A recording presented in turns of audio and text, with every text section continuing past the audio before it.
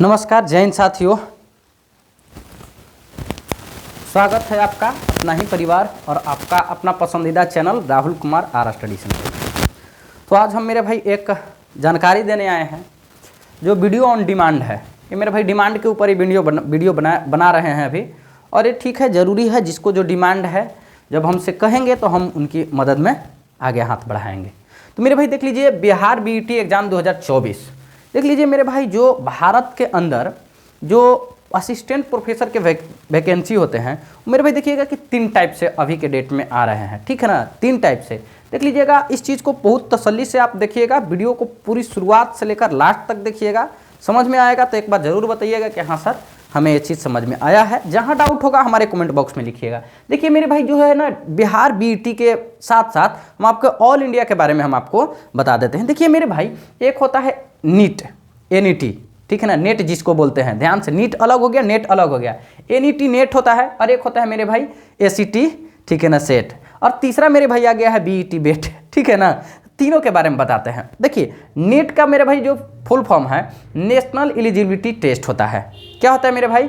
National eligibility test होता है, ठीक है ना। और एसीटी का मतलब होता है मेरे भाई स्टेट एलिजिबिलिटी टेस्ट। देखिए दोनों में अंतर क्या है। अगर जो भी बच्चा नेट को क्वालिफाई करता है, एनईटी नेट को क्वालिफाई करता है, तो पूरे भारत के अंदर जितने भी यूनिवर्सिटी हैं, ध्यान से सुनिएगा, कोई भी बच्चा अगर नेट को क्वालिफाई करता है तो पूरे भारत, पूरे इंडिया में कोई भी यूनिवर्सिटी में मेरे भाई असिस्टेंट प्रोफेसर के जो वैकेंसी आएगा उसके लिए वो एलिजिबल हो जाएगा, ठीक है ना। बोलिएगा कि जी सर। अब एसीटी क्या है मेरे भाई? तो देखिए एसीटी मतलब क्या है?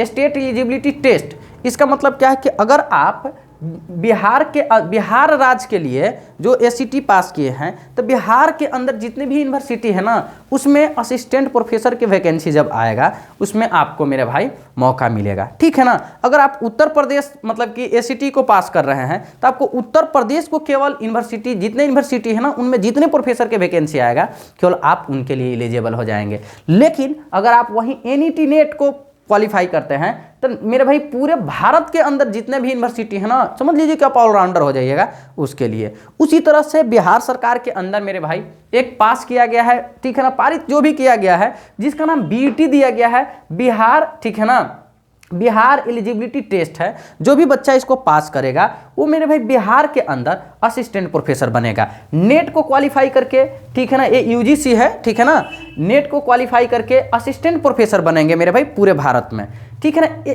सेट को पास करेंगे, एसीटी को पास करेंगे वो मेरे भाई स्टेट के अंदर, जिस भी स्टेट के लिए आप पास कीजिएगा वो। बिहार अपना निकाला है बीईटी, ठीक है ना, बिहार एलिजिबिलिटी टेस्ट। आपको इन तीनों बातों को समझ में आ गया होगा मेरे भाई, हमने वीएस करके समझा दिया है, ठीक है ना।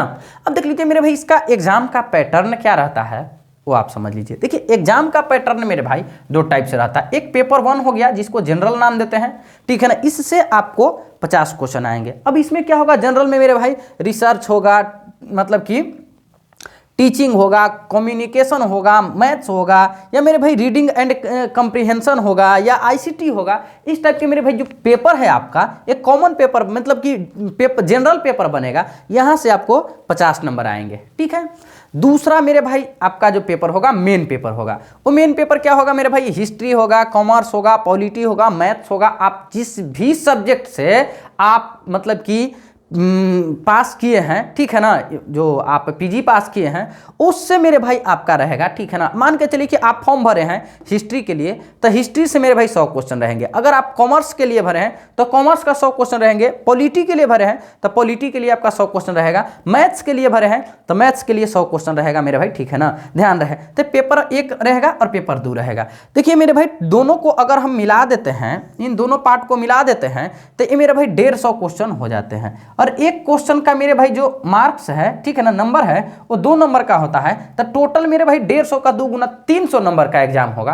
और 300 नंबर में जो सबसे ज्यादा नंबर लाएंगे उन्हीं को मेरे भाई सिलेक्शन होगा। इसमें ये नहीं है ना कि इतने नंबर पे पास कर जाइएगा, जी नहीं, ठीक है ना। 300 नंबर में जितने आप लाइएगा उस पर आप पास कीजिएगा। अब एक बात और आपके मन में आ रहा होगा कि सर इसका एलिजिबिलिटी क्या है? तो आइए मेरे भाई, एलिजिबिलिटी भी हम आपको लगा दिए हैं। देखिए आपको पीजी करना पड़ेगा, पोस्ट ग्रेजुएट होना पड़ेगा। और मेरे भाई जनरल वाले के लिए कम से कम 55% से ज़्यादा नंबर होना चाहिए, कम से कम 55% नंबर रहेगा तब आप एलिजिबल हो रहिएगा। जिनके पास ओबीसी एसटी जो भी कैटेगरी वाले लोग हैं उनके लिए मेरे भाई कम से कम 50% नंबर होना चाहिए। 5% का इनका मतलब कि क्या है रिलैक्सेशन दिया गया है, ठीक है ना। जनरल वाले के लिए 55%, ओबीसी वाले एससी एसटी के लिए मेरे भाई 50%। अगर 49.99 भी प्रतिशत आपका नंबर रहेगा ना तो आप फॉर्म नहीं भर सकते हैं। समझे कि नहीं समझे। तीसरा मेरे भाई जो बात है इसमें कि देख लीजिए, इसमें कोई एज लिमिट नहीं है, नो एज लिमिट है। आप कभी भी एक चीज़ और यहाँ जोड़ना चाहेंगे, जो पीजी मेरे भाई कर रहे हैं, जो लास्ट ईयर फाइनल ईयर में भी है ना, वो भी इस फॉर्म को भर सकते हैं। समझे कि नहीं समझे, बोलिएगा कि जी सर बिल्कुल ही समझ गए हैं। अब देख लीजिए मेरे भाई, एमए अगर आप ध्यान से सुनिएगा, ये सबसे आपके लिए इंपॉर्टेंट बातें हैं। अगर आप एमए जिसको आप पीजी बोलते हैं, ठीक है ना मेरे भाई, एमए आप जिस सब्जेक्ट से किए हैं वही सब्जेक्ट में आप फॉर्म बीईटी में अप्लाई कीजिएगा। ध्यान से, नहीं तो गड़बड़ काम हो जाएगा। मान के चलिए हम तो मैथ से मेरे भाई हैं, ठीक है ना। तो मैथ से अगर हमने पीजी किया है, हालांकि हमने पीजी नहीं किया है, एक चीज़ आपको तसल्ली से बता देते हैं, हम मेरे भाई बीए मतलब बीएससी हम मैथ से किए हैं, ठीक है ना। तो मेरे भाई अगर आप मैथ से पीजी किए हुए हैं तो आपको फॉर्म भी अप्लाई कहाँ करना है, तो मैथ्स के अंदर ही करना है। समझे कि नहीं समझे। अगर आप हिस्ट्री से किए हैं तो आपको फॉर्म कहाँ पे, हिस्ट्री में ही अप्लाई करना है। अगर आप जियोग्राफी से हैं या पॉलिटी से हैं, जिस भी सब्जेक्ट से आपने पीजी किया है उसी सब्जेक्ट में आप फॉर्म अप्लाई कीजिएगा, नहीं तो आप आगे छट जाइएगा, ठीक है ना। तीसरा मेरे भाई क्या है कि अब क्या है कि देखिए, हमने मेन जो है ना सिलेबस, ये सब चीज़ आपको बता दिए हैं। अब क्या है कि मान के चलिए कि आप मैथ्स के लिए सिलेबस अप्लाई कर रहे हैं, ठीक है ना, मैथ्स के लिए आपने अप्लाई किया है, या मेरे भाई जियोग्राफी के लिए अप्लाई किया है, तो कहिएगा सर इसका सिलेबस बताना, मेरे लिए पॉसिबल यहाँ नहीं है। उसके लिए हम आपको बता रहे हैं उपाय मेरे भाई। यूजीसी नेट online.in करके आपका एक वेबसाइट है, यहाँ पे आप जाइएगा, केवल और केवल यहीं पे आपको एक सिलेबस मिलेगा। याद रखिएगा, वेबसाइट का हम नाम बता दिए हैं, यूजीसी नेट ऑनलाइन मतलब कि इन डॉट, ठीक है ना, UGC net online in dot पे आप जाइएगा, वहां जाइएगा और वहां सिलेबस पे टिक कीजिएगा, आपका सिलेबस आएगा। सिलेबस दो टाइप के आएगा, ध्यान से सुनिएगा। एक मेरे भाई जनरल पेपर के लिए सिलेबस को डाउनलोड कीजिएगा, दूसरा मेरे भाई आपका बहुत सारा पेपर रहेगा, हिस्ट्री रहेगा, ज्योग्राफी रहेगा, पॉलिटी रहेगा, संगीत रहेगा, मैथ रहेगा, कॉमर्स रहेगा, बहुत सारे सिलेबस रहेंगे मेरे भाई। मतलब कि ठीक है ना, आपको एक अपना मान के चलिए हम मैथ्स में अप्लाई किए हैं तो एक सिलेबस हमको मैथ्स का डाउनलोड करना है और एक सिलेबस मेरे भाई जनरल वाला का डाउनलोड करना है, और उसके बाद में आप देख लीजिएगा कि उसमें क्या क्या पढ़ना है, नहीं पढ़ना है, ठीक है ना। अगर हम बात करें कि वैकेंसी के बारे में कितना बात करें, तो बिहार में मेरे भाई पेपर तो रोज लीक होता ही है। बिहार के अंदर नौकरी लेना आसान बातें नहीं है। मैक्सिमम वैकेंसी मेरे भाई जाते हैं कहाँ पे, मेरे भाई बिहार पुलिस का वैकेंसी पैसा पे बिकती है, याद रखिएगा। बिहार एसएससी पैसा पे बिकती है, बिहार के सारे वैकेंसी मेरे भाई पैसा पे बिकती है। आज ही हमने एक वीडियो बनाया है, बिहार जो है ना बीपीएससी 17वीं का पेपर लीक हुआ है, ठीक है ना।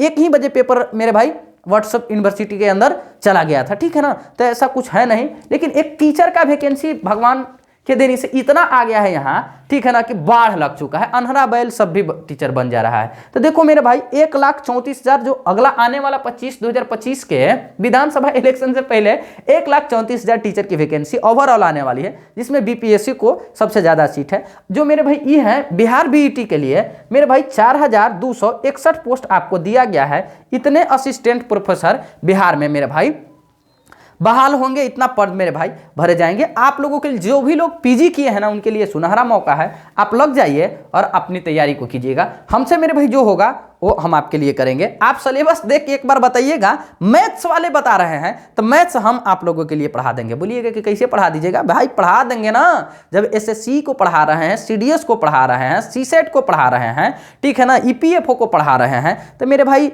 ये क्या है, ठीक है ना। अगर मैथ्स वाले लोग एग्री रहेंगे तब मैथ्स वाले लोगों को पढ़ा देंगे। तो ये मेरा रहा पूरा संपूर्ण जानकारी रहा मेरे भाई। वीडियो अच्छा लगेगा, हम नहीं कहेंगे कि हमारे वीडियो को लाइक करना है, नहीं करना है, ये सब हमें कोई बकवासबाजी नहीं करना है। हमें मेरे लोगों के द्वारा बोला गया था कि एक बार इस पे वीडियो बनाइए, तो हमने सोचा कि एक डीप जाके वीडियो बना देते हैं मेरे भाई। क्यों अधूरा वीडियो बनाएंगे, नेट से लेके सेट से लेके बेड तक सब चीज़ हमने बता दिया है। बाकी अगर कोई जानकारी अधूरा रह गया होगा, हमारा कमेंट बॉक्स हमेशा खुला रहता है, आप लिखिएगा कि हाँ सर यहाँ हमें समझ में नहीं आया, फिर हम आगे भी आपको समझा देंगे। चलिए तो विदा लेते हैं। मेरा नाम राहुल है और आप देख भी रहे हैं राहुल कुमार आर चैनल को, ठीक है ना। मिलते हैं हम अब सुबह में। जय हिंद, जय Bharat, love you, bye bye, take care, अपना ख्याल रखिए, माँ बाबूजी का हमेशा ख्याल रखिएगा, क्योंकि मेरे भाई दुनिया में कोई आपके लिए नहीं बना है, आपके लिए माँ और बाबूजी बने हैं और आप माँ बाबूजी के लिए बने हैं। तो बाकी दुनिया में कोई भी आपके आगे पीछे आए उसको कोई भाव नहीं देना है, ठीक है ना। लोग आएंगे और आपको मेरे भाई छोड़ के जाएंगे, दुख दर्द देकर जाएंगे, याद रखिएगा। तो माँ बाबूजी को सेवा खूब कीजिए, ठीक है ना। माँ बाबूजी को मेरे भाई खुश रखिए, मस्त रहिए, व्यस्त रहिए। भगवान ऐसे ही आपको असिस्टेंट प्रोफेसर बनाते रहे, 90-90 हज़ार, 80-80 हज़ार पेमेंट आपको मिलते रहे। खुश रहिए, मस्त रहिए, जहाँ भी रहिए, जिंदाबाद रहिए। जय हिंद, जय Bharat, love you, bye bye, take care.